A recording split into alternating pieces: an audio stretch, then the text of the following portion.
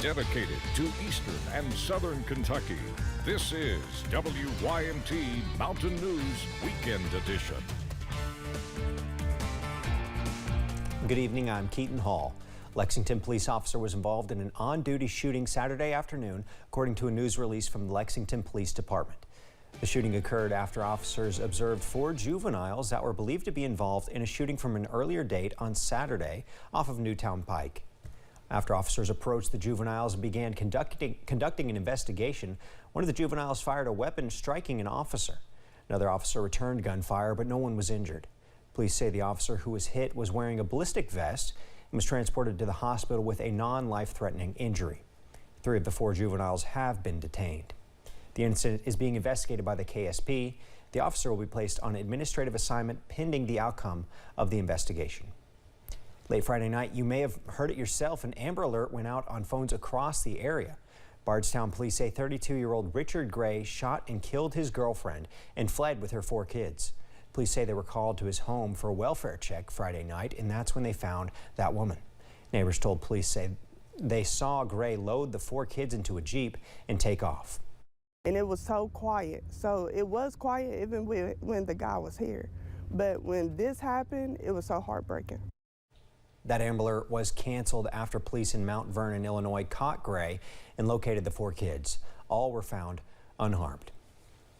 Shops in one mountain town are ready to welcome in couples for Valentine's Day. WYMT's Jordan Mullins has more from small business owners in Pikeville about all there is to see and do with your significant other this Valentine's Day. Valentine's Day is on its way, and small businesses in downtown Pikeville are ready to help you find that perfect, unique gift for your special someone. You'll be able to find something that's handmade, locally made, or just something that's different. For everyone likes to have something a little different, especially when you're giving and receiving gifts. And business owners are there to help you find something personal. I always say shop small, shop local, go downtown, check things out if you're having a hard time picking something out. But if you have already gotten your perfect gift, the downtown area has plenty of things to do, all hosted by local businesses. I have a date night that's a shop small date night. You can come in here and, like I said, do a class with your Valentine or your Galentine. Either of that's really a good fun thing to do. Painting, knitting, beer and chocolate pairing, and a comedy night, just to name a few events happening on February 12th, just before Valentine's Day.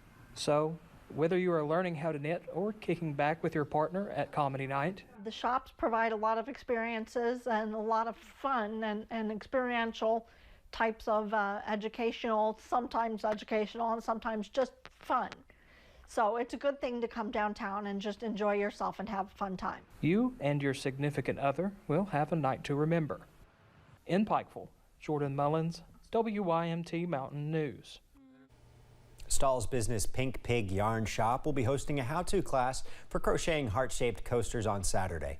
You can find more events for Valentine's Day weekend in downtown Pikeville on our website, WYMT.com. Love is priceless, but roses aren't, especially this Valentine's Day. Between pandemic-related supply chain challenges, worker shortages, and bad weather in international growing areas, prices are up. Not just roses for Valentine's Day. Flowers of all kinds, including those for weddings and other special events, are increasing in price. When you would go over there, everything was full, and now there's some places that are closed, some are open, but you can see there's a shortage. Beyond the supply chain issues, there is still the expected Valentine's Day markup for roses, so expected to pay a little more than you have this year. A local business in Laurel County celebrated its 1-year anniversary today. Located on Main Street, Local Honey has been serving specials in anticipation for the milestone. Co-owner Phil Smith says starting during the pandemic was risky. However, he says they are confident moving forward. Seeing the challenges that have been here in year 1, we're feeling really good about the future. Again, people in the small community of London have supported us tremendously, and we're excited to see where Local Honey goes in the future. It's going to be a great thing for the community and a great thing for us. Smith says they're thankful for the community's support, making the 1-year milestone possible.